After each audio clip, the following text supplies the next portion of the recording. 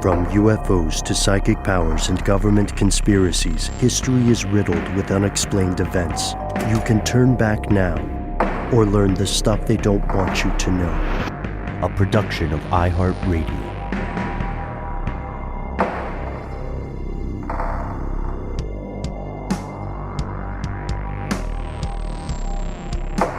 Hello, welcome back to the show. My name is Matt. My name is Noel. They call me Ben. We're joined, as always, with our super producer, Paul Mission Control Decant. Most importantly, you are here, and that makes this the stuff they don't want you to know. Today, we are exploring a harrowing tale of true, unsolved crime with a fair number of disturbing implications. Now, as with any episode of this nature, we want to open with a disclaimer. The following episode contains, at times, graphic depictions of violence, assault, and murder. As such, this may not be appropriate for all listeners. Our tale, so far as we can pinpoint, begins in Texas. Here are the facts. Let's build from specifics. On August 22nd, 1990, Cheryl, Henry, and Garland Atkinson, who is referred to by his friends as Andy, went out for a night on the town. It was a double date with Cheryl's younger sister, Shane, and her fella, and the group went to a local hangout, which is a sports bar called Bayou Mama's, which is a fabulous name for a sports bar. Yeah, and if you grew up in the United States, you're well aware that every town has a place like this, right? You don't have to be in a big city. There's a local hangout spot, a watering hole. It might be a community center. It might be a sports bar. It might be a Walmart parking lot, which happens often. You just want to hang out and vibe with your community. Or a bar, yeah. Sure, depending on the size of said community, those choices are going to be pretty limited. Yeah, but like you said, Ben, there's often a bar that's open a little later than the other ones. I know there's one like that near where I am. Copy. All right, let's go hang out there. Around 11 p.m., again, as you said, Noel, on August 22nd, 1990, these couples part ways. So the double date leaves. Now it's just the couples, and they go off to hang out. Of course, this happens, right? You want to have your romantic time in addition to your social time. By the next morning, no one had heard from Cheryl Henry and Andy Atkinson. Andy's grandmother actually called Andy's father, who's also named Garland, and said, "Hey, Andy didn't come home. I haven't heard from him." And like most dads, Andy's father thinks nothing drastic at this point. He thinks, hey, they're adults. Maybe they just had a wild night together. This is very common. You can see Garland the Elder talking about this in a pretty extensive interview in 2019. But things continue. Additionally, Cheryl's father talks to Andy's dad and says, "Hey, I haven't heard from my daughter." And this is where Andy's dad starts to get concerned. The parents and the family decide to contact police. Again, absolutely reasonable. But sometime during August 22nd or 23rd, sometime in the wee hours, a person finds an abandoned car at a place called Enclave Round. This is the known makeout spot. This is the Lover's Lane. We pulled up the map to look at this. If you look at where this is located, you see it's right around Enclave Parkway, which is a separated road, right? There's a median in between it, and it's pretty near a huge Cisco Corporation building. It's the kind of place it's a closed down office park. It's secluded. But at that time in 1990, there was almost nothing there. Right. There's been a lot of buildup. That's a great point, Matt. Back when this occurred, It was just the Cisco and maybe one other big building. It was referred to as an undeveloped area by the reporting Right. at the time. Right, yeah.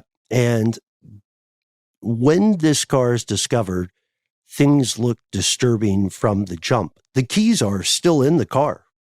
Yeah, and there's a detail that you found, Ben. They're left in the aux position. What does that mean exactly? Is that like when you're sort of like, you could have the radio on, but the engine's not running? Correct. Yeah. And Andy's dad was able to confirm in that 2019 interview that there was a tape in the player. So if we're speculating, and we don't want to do too much speculation just yet, if we're speculating, then we see that the seats were reclined as well. The keys are in the aux position. We got some music playing. We're in a secluded area. Maybe it's time to make out. This is very Zodiac, is it not? It does feel a little similar. It's a couple in a car. If With they the music, yeah. Well, yeah, I'm not sure about the music. I just know that it was a couple taking their time, right? Within a I'm car. actually conflating it. The Zodiac part is the Lover's Lane part. The music part is the Son of Sam. The Son of Sam killer, happened upon somebody in a car and they were listening to a particular song, like a Creedence Clearwater Revival song or something like that. I remember all of this because of the movie Copycat with, what's his name? Harry Connick Jr. and Sigourney Weaver. There's a killer who's reenacting all of these crimes, and he does Son of Sam and he does Zodiac, and these are the two scenarios that he reenacts. And in this particular one, it's kind of those two combined.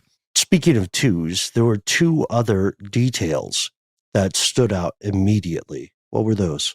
Oh, well, stuff that was left in the car that makes it seem pretty obvious that the couple left the car quickly or were removed from the car and they never made it back.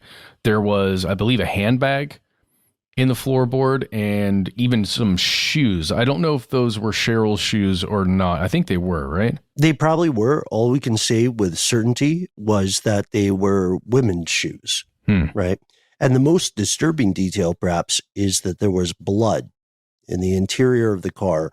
Before we move on from the car, guys, I saw in some of the reporting that it was referred to as a white, I think, Honda Civic, this vehicle. But then Garland mentions that it was, maybe I conflated something the father said in a later interview that you mentioned, Ben, something about a red Camaro. He had a red Camaro and his son asked to borrow it for the date. However, the Camaro had some issues. Oh, okay. So they weren't in the Camaro. They were in the white car. They were in the Civic. Yeah. Okay. And so police are looking at this abandoned vehicle and they quickly learn the car belongs to this kid, Andy.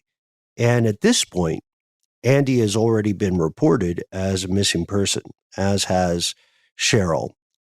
So law enforcement brings in a canine unit and the dog is out there sniffing around and leads police to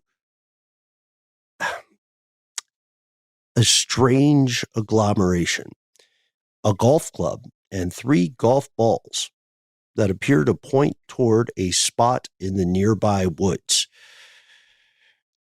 The dog guides authorities toward the spot, and about 200 yards away from the car, police find the body of Cheryl Henry. She was lying face down under some fence planks, which were, rotted. I imagine this was something that had been found and gathered and piled on her in the hopes of obscuring, the body. It looks that like they were pried from some sort of, kind of ramshackled fence that wasn't too far off from where they found her, and just kind of, in a bit of a ditch effort just to, hide the body, just sort of loosely stacked there. She did have signs of sexual assault that were visible, and her clothes had been cut off of her and placed, well, not placed really, kind of just chucked nearby. And she had her hands bound behind her back, and had been brutally murdered. Some sort of, bladed weapon had been used to cut her throat. Yeah, I think I read that there were 3 slashes along her throat. It's very puzzling to me that there appeared to be some kind of trail pointing towards where her body was found, and effort had been taken to conceal her body. It's very strange to me that those two things are coinciding here. Yeah, at which point we have to wonder whether the use of that old fence, those fence planks, were they meant to cover the body, or was it more disrespect, right? Because we will see there are possible signifiers, let's call them, psychologically. Of important note, there were two other anomalous objects nearby. You will see that there was a bunch of deflated balloons. You know how you would fill up like helium balloons for a birthday party or something, and they deflate over time. There were some draped over a tree that are not thought to be associated with this murder. But there was also a second strange object, a $20 bill tossed on the ground near the body. Cheryl Henry was 22 years old at the time of her demise. And we do ask that you take the time to check out the interview that Andy's father held in 2019. He describes how one law enforcement official, the one who discovered Cheryl's body, volunteered to keep watch overnight. And sometime during the wee hours or the next morning, this person found the body of Andy as well. Andy was murdered. Andy was murdered in a similar way, his throat slashed, but he was fully clothed. He was about 50 to 100 yards away from where they found Cheryl Henry's body. And he was either seated with his hands tied behind him against a tree, or he was tied to the tree. But his hands were bound, and his throat was slashed so violently that his head was almost entirely removed from his body. Jesus. Like down to the bone. Yeah. I'd heard that he was tied to the tree. Right. Yeah. I saw that as well. The Houston unclear. Chronicle stated that a couple times. Okay. Yeah. Which is, Houston Chronicle is probably the best source for contemporaneous reporting of this incident. He didn't get robbed, though. He was murdered brutally, but he still had a watch. He still had money on his person. It seems that robbery was not the motive. This young man was murdered when he was only 21 years old, and police are immediately on the case. They identify several suspects. They're looking at the web of social interaction and relationships. But we have to keep in mind, this is in the days of recoverable DNA.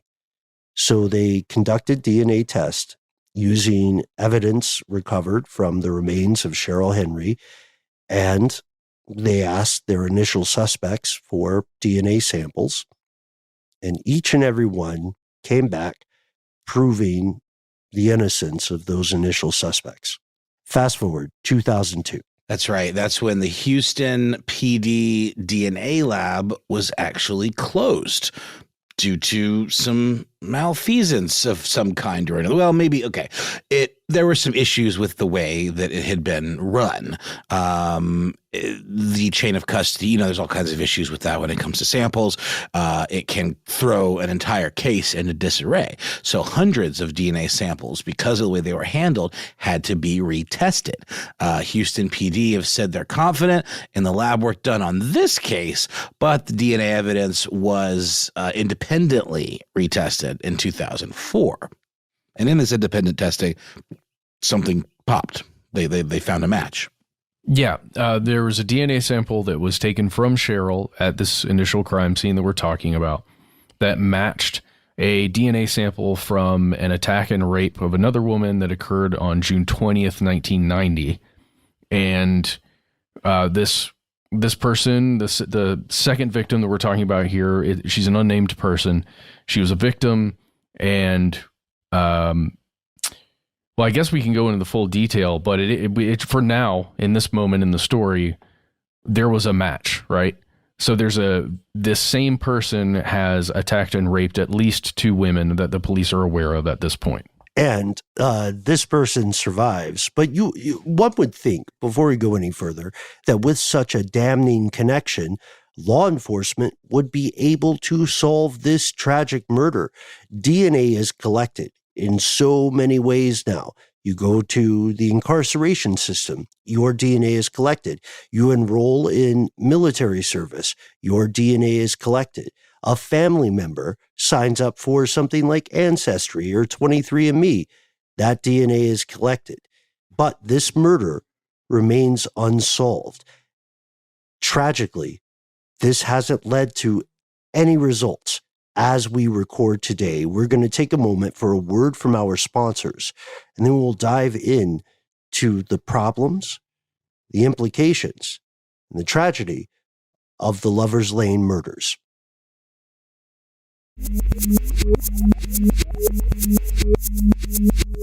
Here's where it gets crazy. As we said, this double homicide remains unsolved today.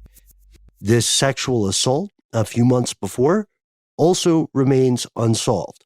All we know for certain is that the DNA associated with that assault matches the DNA associated with this double homicide. And maybe we start by looking at the similarities here, right?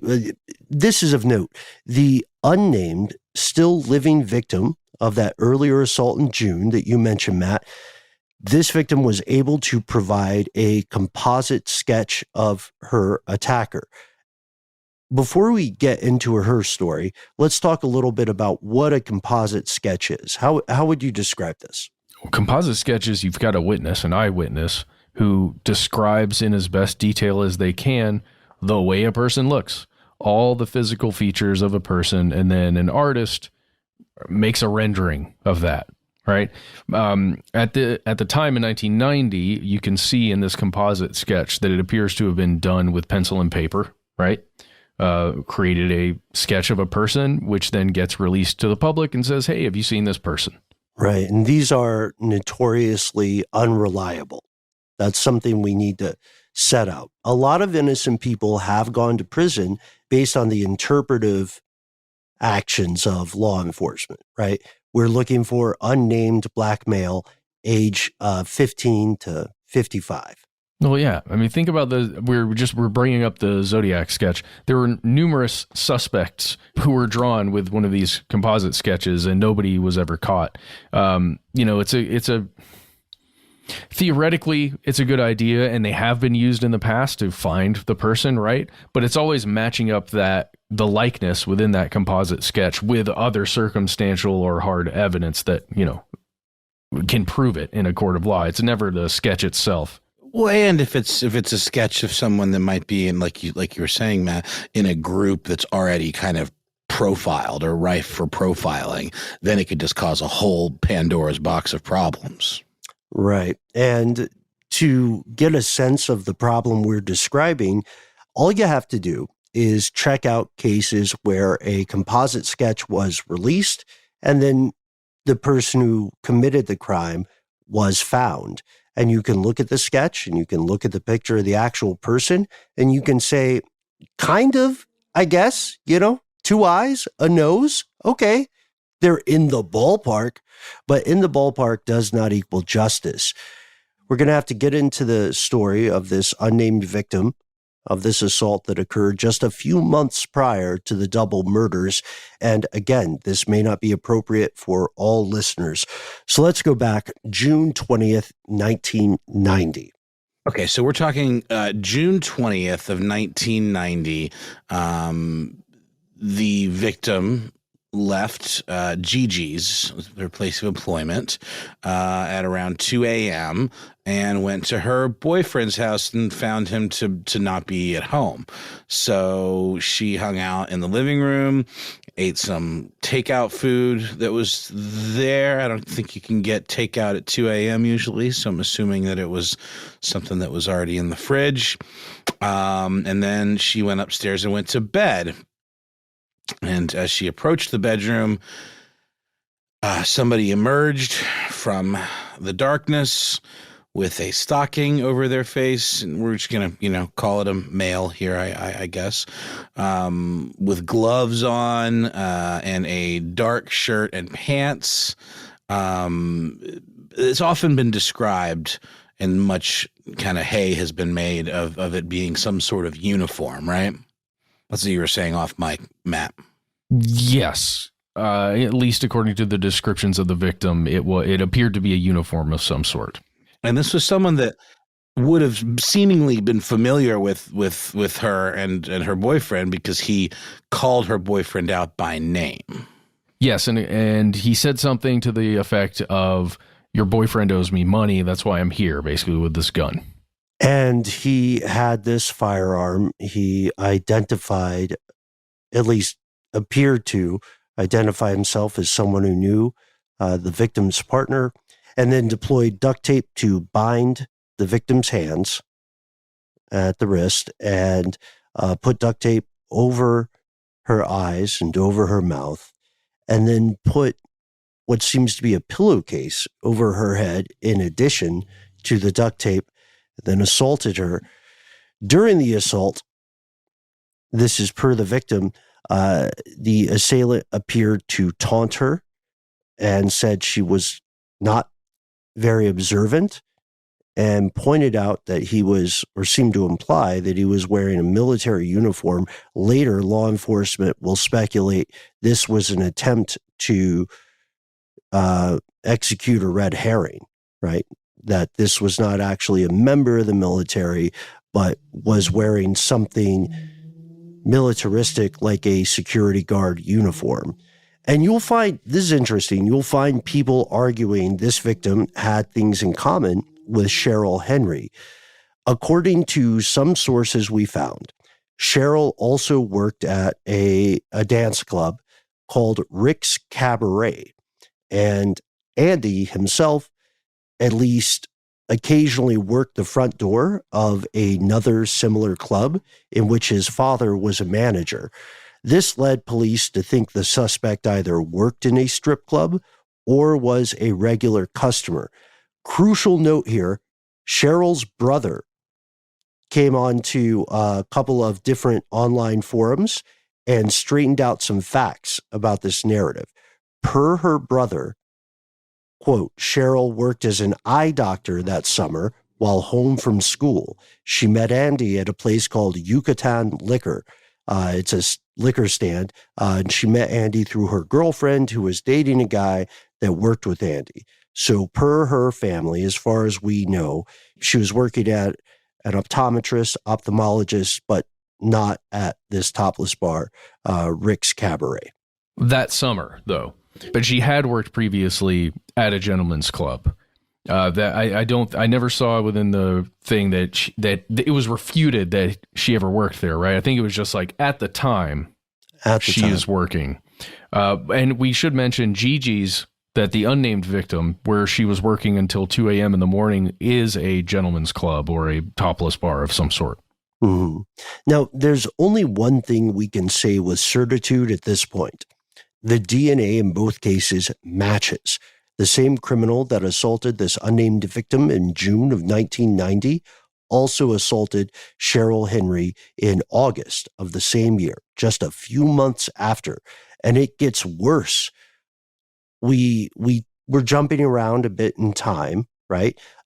Let's jump to 2001 when police receive an anonymous note that is directly addressed to Houston PD and says, quote, if you want to know who killed C. Henry and A. Atkinson, it will cost $100,000. Pretty reasonable, all things considered.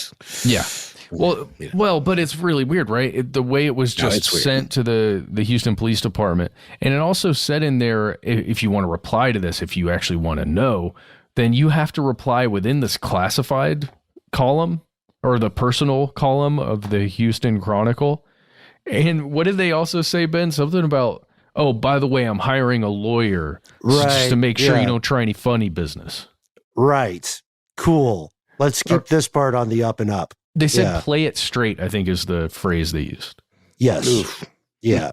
So there's an interesting thing here in terms of operations, right? The idea of giving police instructions about response. Reply to me in the classified section of this publicly available newspaper on this specific date. And the police complied. They received no response. This led the law enforcement of the area to believe that the author was someone who may have had information of some sort, or believed they had info of some sort on the actual murderer, but they began to conclude the author of this anonymous note was not the killer itself. Yeah, I mean, that would make sense, right? You're not going to try and get paid $100,000 to admit that you killed somebody. Maybe, I don't know. I don't know either. I mean, their price, the thing they're trying to ransom or sell off, is the identity of the criminal, right? Well, yeah, but it sounds like somebody that overheard something at a bar maybe, or a gentleman's club, right? And is just trying to make some money off of that information. Mm-hmm. Not a paragon of ethics, of course. If you have information like that, then you should do your best to see justice done, and you shouldn't charge for it. As time wound on, investigators, amateur and professional alike, began to think this unknown murderer may have had other victims, which leads us to the natural question, was this a serial criminal? We only know of 3 proven victims, but we do see an escalation on the part of this perpetrator. Escalation is one way of putting it, for sure. We typically see serial killers, sort of tracked based on the way they carry out their crimes. Typically, they have what's referred to as an MO, or a modus operandi, the way in which they operate. Similar weapons, similar types of victims, abducting people in similar locations, perhaps. Patterns, things that profilers look for when you see them in films and in real life. So the question becomes, why a differing modus operandi? And oftentimes, if you'll see this come up, it tends to be something that causes the brass to be like, oh no, we don't have a serial killer. Look, the MOs are too different. Because, admitting that you have a serial killer is like opening up a problem for law enforcement, because then it's high profile. There are a lot of eyeballs on it. It kind of gets a lot of hearts and minds sort of, invested in the case. And that's not what police want. They want to get the job done without the pressure of, you got to solve this. This is a serial killer. So in the first attack, the perpetrator used duct tape and a gun. There was also the disconnection of the victim's phone, and during the age, of course, of landlines, where you could cut it into like a junction box or whatever. We haven't mentioned that part yet. She later found out that the assailant had unplugged the phone. So, like, physically unplug the line from the receiver and then put the receiver underneath the bed. Okay, so that's pretty low tech, right? And that's something that anyone could have done. You had that the little whatever. It's like not a Cat 5, but the type of cable with the little tab. You pull it out. If you get rid of the handset, you can't use the phone. I'm typically thinking when someone's cutting the phone lines of them doing it like outside, before entering the home. But this is like way more low tech than that. So we also have that familiarity, right, with the victims.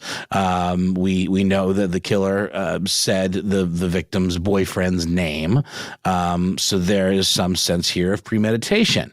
And he, had information. He had specific information as to, the location of the boyfriend, or maybe not the location, but the absence of the boyfriend at the very least. In the second attack, however, the murderer used rope restraints, not duct tape, and a knife. So we have to wonder whether or not he followed the couple and kind of, hung out and waited for his chance to strike.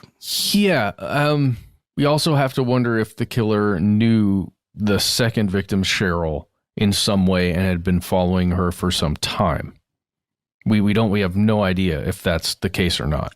And also have to wonder whether the Whether the assailant knew Andy Atkinson, especially given the violent means of murder there, because one slash to a throat with a bladed object is enough to kill someone if it's deep. To continue doing that after the person is clearly going to die, to the point of decapitation, it brings into question psychological, emotive motivations. And this is a profoundly important question. Was this a crime of opportunity? Did someone just happen to drive by and follow a car? The couple probably would have been aware if someone was tagging behind them, right? Unless they were being quite stealthy about it. Or was someone lying in wait? It's a mission critical question, as everyone listening tonight knows. The United States is home to an egregious number of unsolved sexual assaults. In 2017, or as of 2017, someone in this country is sexually assaulted about every 98 seconds, a little more than a minute and a half. And this means that every single passing day, more than 570 people experience sexual violence in this country. Only about 310 of every 1,000 assault cases are even reported to police. This is horrific. And this also builds toward the case that this individual may have committed other crimes, right? Up to and including assault and murder. I mean, we can articulate a few important points. One, the killer does seem familiar with the club/dance scene of Houston in 1990, in the 90s. The first attack, again, late June 1990. The double murders, the double homicide, occurring in August, the same year, just a few months later.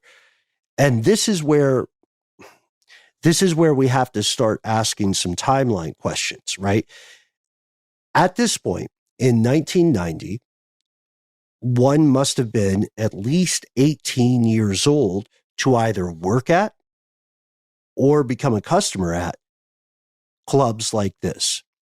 It wasn't, in fact, until 2021, just a few years back, that Texas put in a new law requiring both patrons and employees of dance clubs to be at least 21 years old. So if we do some math, we can assume at the bare minimum, the person responsible for these crimes would have been 18 years old in 1990, likely older. I think likely older. What do you guys think? I agree with Matt. We talked off mic, or I think both of you, but more like, so it would take someone with some strength and some confidence to pull off these kinds of crimes. So more like maybe mid-30s. Well, I don't know. I'm getting into the psychological analysis. The concept of these bars, these gentlemen's clubs where sex is on display, right? The concepts of sex are there, but taking the action of having sex or feeling connection with somebody is not there.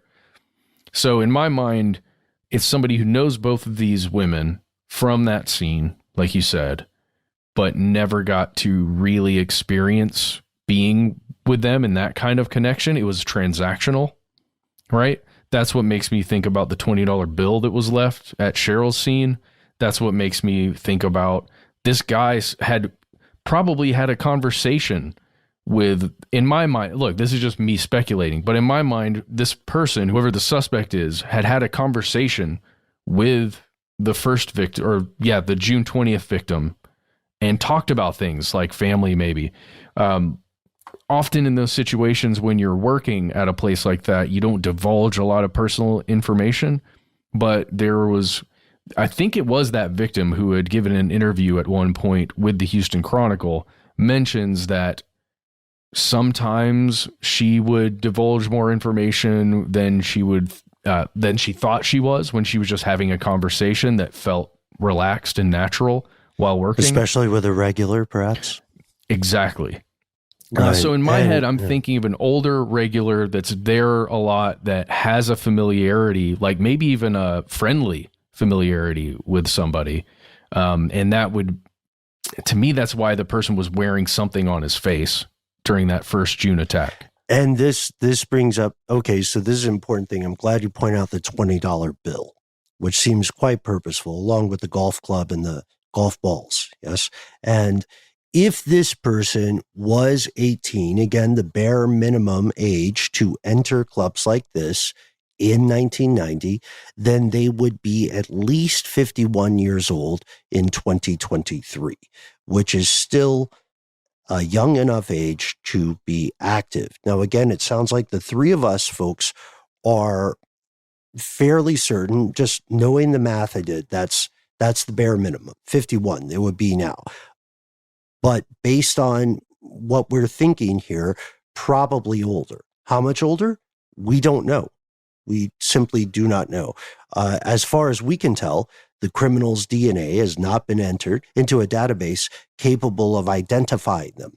That means, again, like we said earlier, no armed services DNA collection, no law enforcement DNA collection, no incarceration requiring DNA samples, no 23andMe, Ancestry.com, familial link like what caught the original Night Stalker. None of that. Well, at least we're not aware of any profiling of that sort, right? The 23andMe style profiling. We're not aware that any of that has been carried out as of this moment. As we record. That's correct. Yeah. And at this point, let's pause for a word from our sponsor. And then when we return, we'll interrogate some of the most important questions here. First off, where to go next?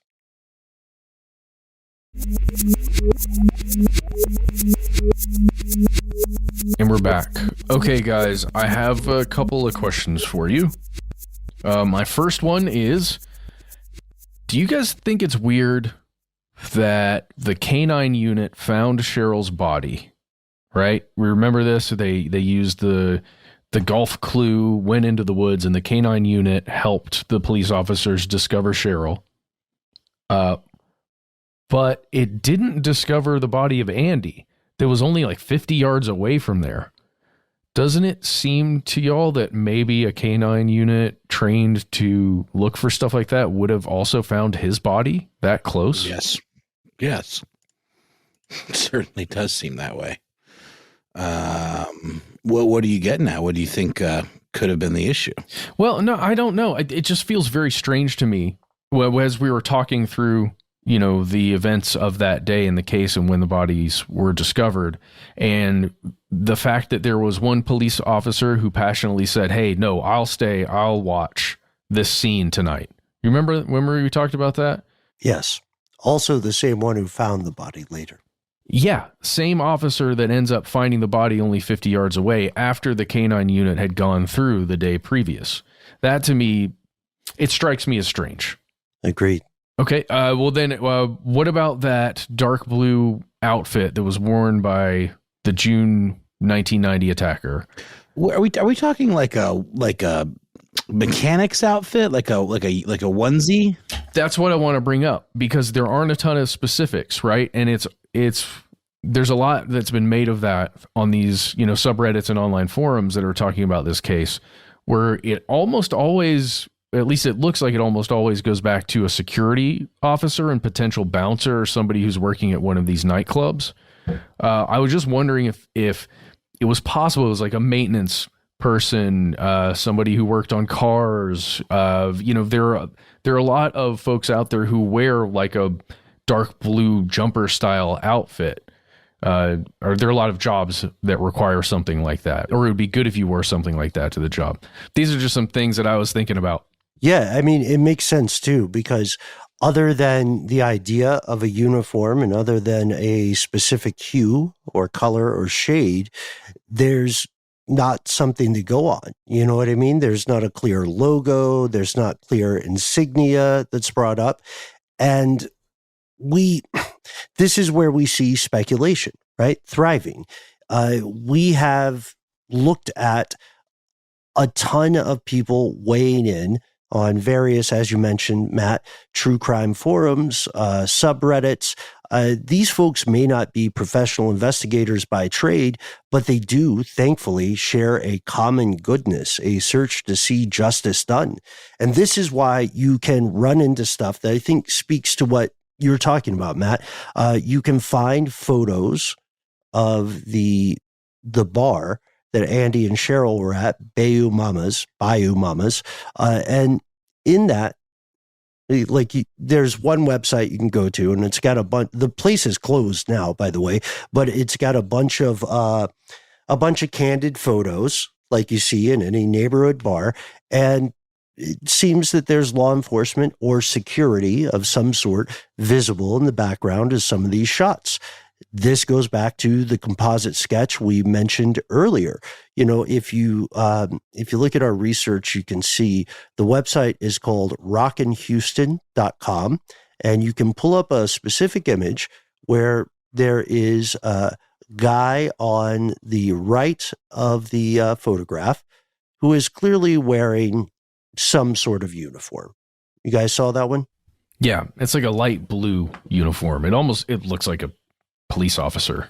Right. And then if we compare that to the composite sketch from the unnamed victim in June, you know, just pulling these up. As a matter of fact, let's do this. Let's share this together.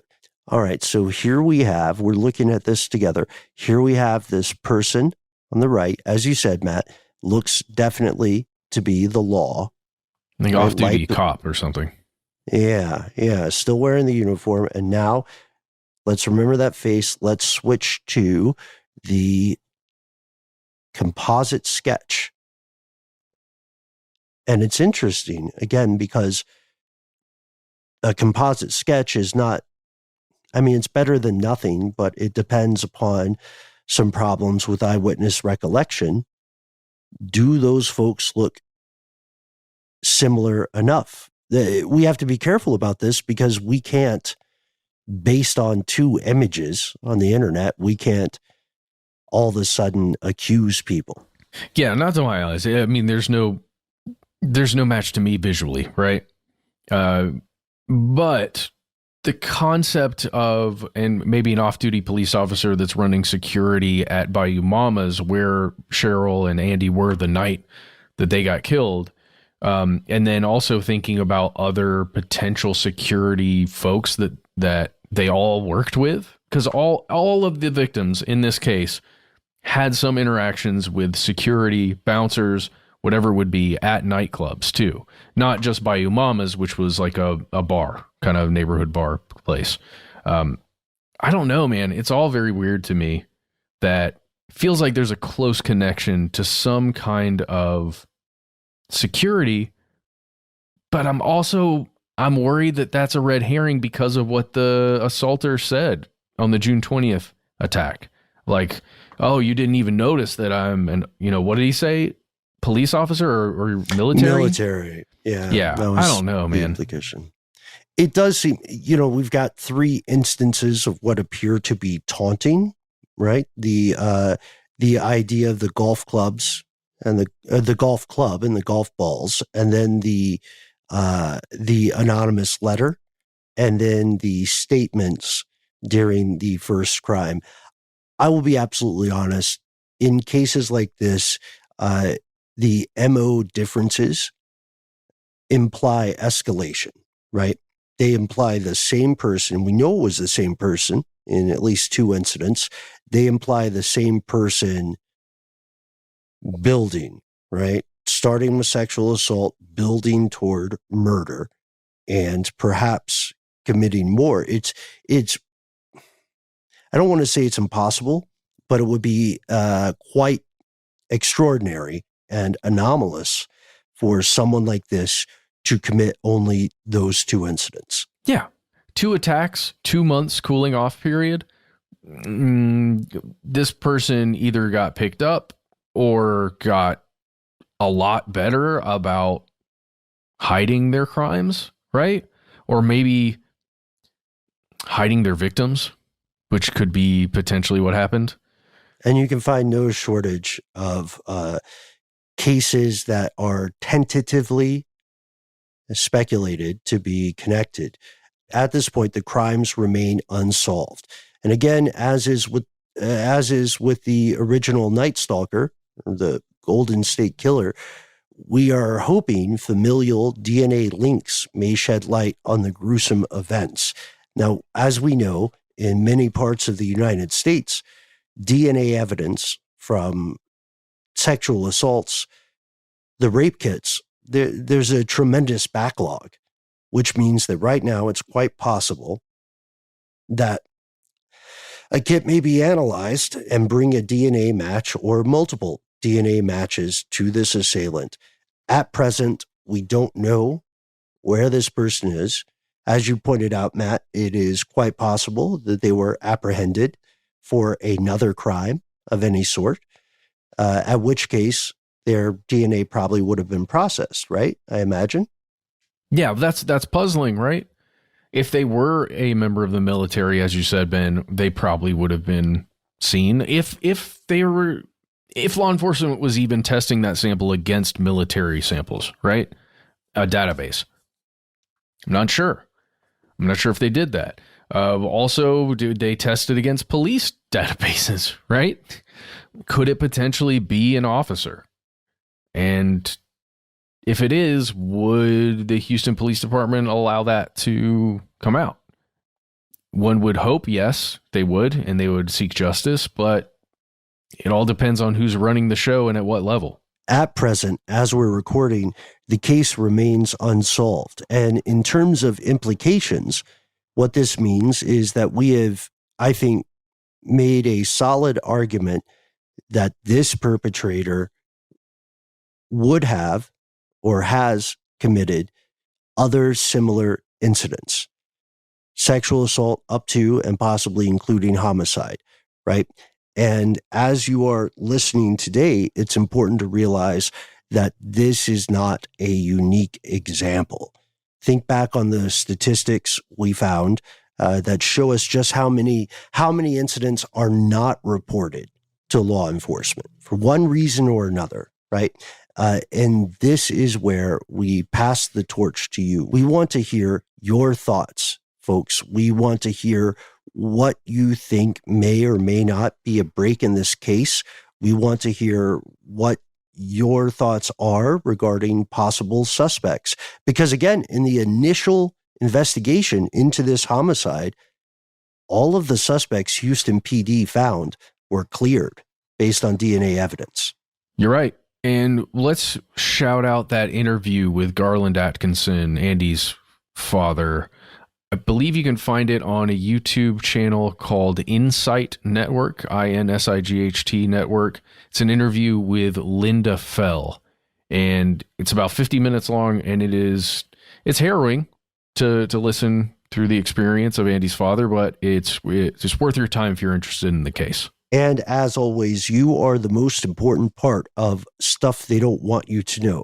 So do please reach out, get in touch with us, let us know your thoughts, let us know other similar cases that you think may have fallen away from the mainstream news. We try to be easy to find online. We do try to do that and hope we succeed. You can find us on various social media platforms, including Facebook, YouTube, and Twitter, where we're Conspiracy Stuff. On Instagram and TikTok, we're Conspiracy Stuff Show. But wait, there's more. Yes, if you want to use your voice to talk to us on a voicemail system, you can call 1-833-STDWYTK. You've got 3 minutes. Please give yourself a cool nickname and let us know if we can use your voice and message on the air. If you got more to say than can fit in that 3 minutes, why not instead send us a good old-fashioned email? We are conspiracy@iHeartRadio.com.